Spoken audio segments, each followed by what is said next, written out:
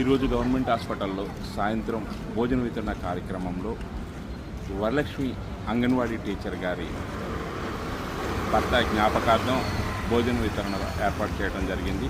ఈ కార్యక్రమంలో white rice, గారెలు, పాయసం, చికెన్ మరియు కర్డ్ రైస్, అరటిపళ్ళు ఇవన్నీ కూడా ఏర్పాటు చేసి 30 మందికి హాస్పిటల్లో పేషెంట్ల అటెండెన్స్కి, అవుట్ పేషెంట్లకి ఈరోజు భోజనం ఏర్పాటు చేయడం జరిగింది.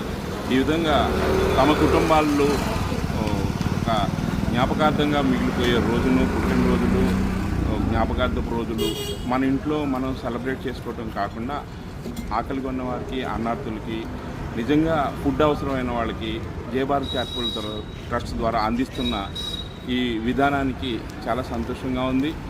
మాకు మరియు హాస్పిటల్లో ఉన్నటువంటి అనేక మంది అటెండెంట్స్కి కూడా ఇది ఉపయోగపడే కార్యక్రమం. ఇలాంటి కార్యక్రమాన్ని కొనసాగించవలసిందిగా మిత్రులందరికీ తెలియజేస్తున్నాను. ఈ కార్యక్రమం వలన హాస్పిటల్లో ఎంతో దూరం నుంచి వచ్చి ఉన్న వారికి ఒక పూట, ఒక రోజన్నా, ఒక్కరిదన్నా భోజనం పెట్టగలిగే అవకాశం వస్తున్నందుకు దీన్ని సద్వినియోగం చేసుకోవాల్సిందిగా కోరుతున్నాను.